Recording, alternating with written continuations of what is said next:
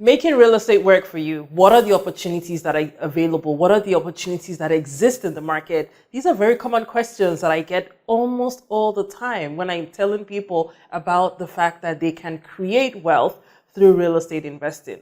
So the question then becomes, how do you make it work for you?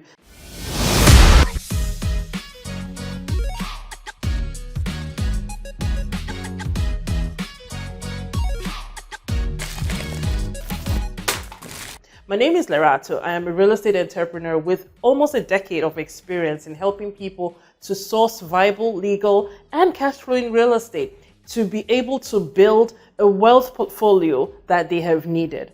Despite a lot of the sentiments of the fact that real estate doesn't necessarily work or it doesn't always work, the truth is that if you know what you're doing, you know how to do what you're meant to do, real estate is going to work for you and you are going to make money.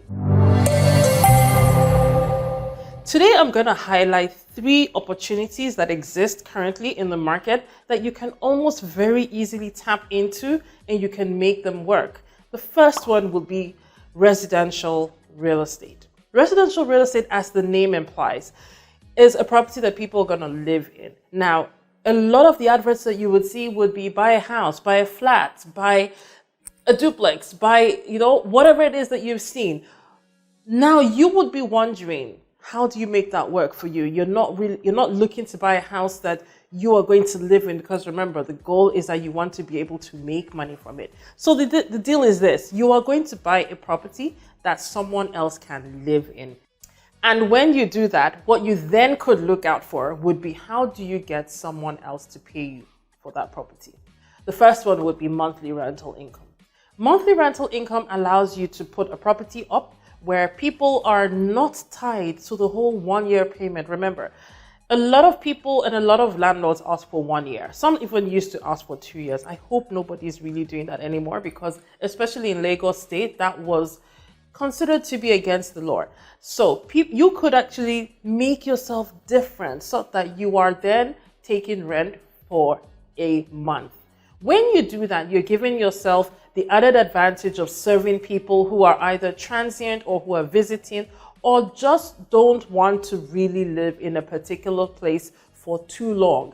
But to protect yourself, and this is where a lot of people say, but why do I have to take rent monthly when I could just take it for a whole year and know that I'm not going to have to bother anybody with rent? You could then take it for a quarter, that's 3 months, but you know that your charge is monthly. The next way that you can work with residential property is to look out for student accommodation. Like, there's students everywhere. Despite what you think, students would most likely not default. Actually, they have a higher chance of not defaulting on their rent. Why? Because number one, their parent or their ward is going to pay for it. Number 2, they desperately need to stay somewhere near to school so that they can leverage on the benefits of being, oh, I'm a student, I'm still a student, I don't have to do this because I'm a student. And a lot of times, a lot of these students want to live better, maybe not even on campus. So if you're going to look into student accommodation, you can position it in, around, or somewhere near a school that you would like to be able to serve. There are lots of universities, there are a lot of technologies, colleges of education that you can look out for.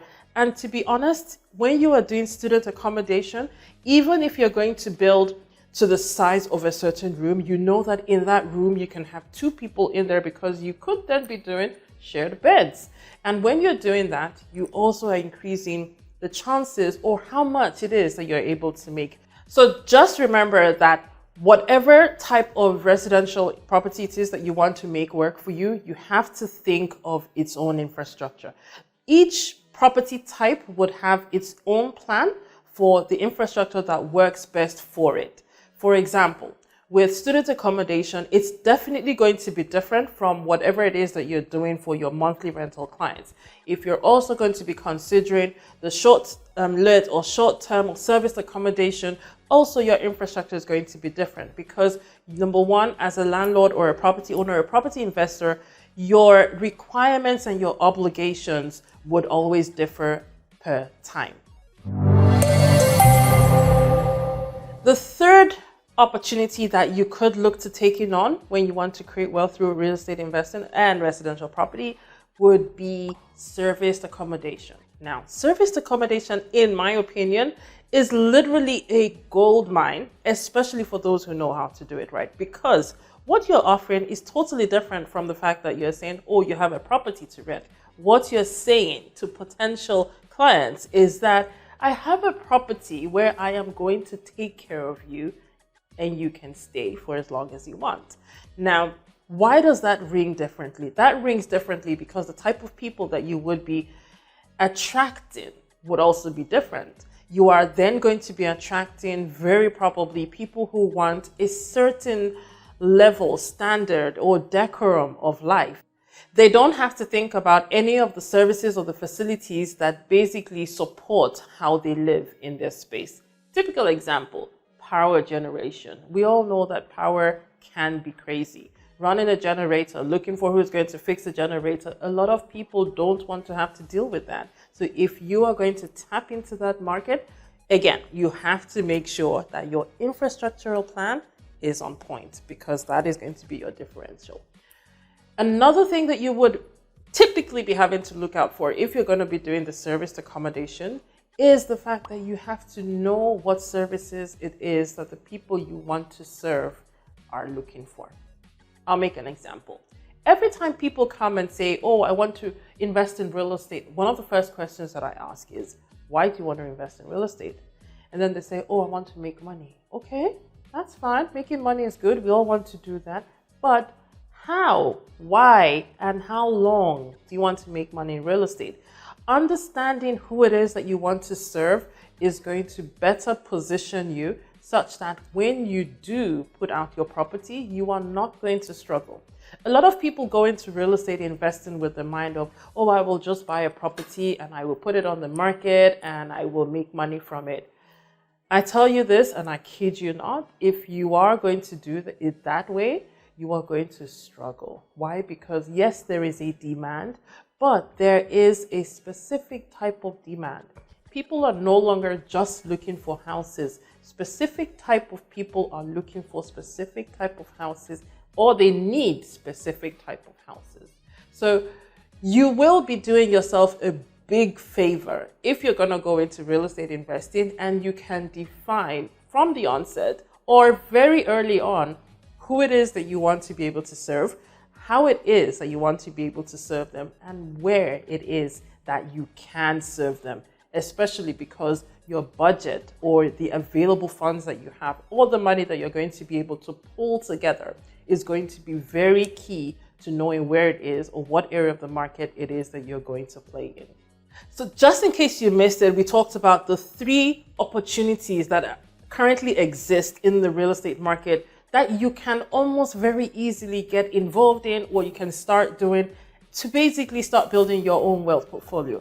The first one we talked about was the monthly rental income opportunity. The second one was student accommodation. The third one was the serviced accommodation option. And each of them revolves around you taking on residential property. So if you're a lover of the residential property options, then these are 3 options that you can almost immediately put to work for yourself.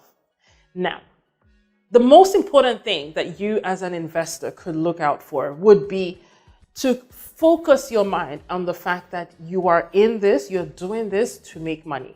Don't focus too much on how much it is that you're going to be able to get, but look out for what is it that you can give and make sure that your people being your clients that would be using the property are most comfortable and willing to stay long term. Real estate investing is not a short-term game, it's a long-term game. So you want to make sure that you are earning consistent money and for much longer. I would really love to hear your thoughts on this episode, as well as any questions for subsequent episodes that you may want me to address, and let me know what it is that you think. Drop them in the comments below and let's do this again.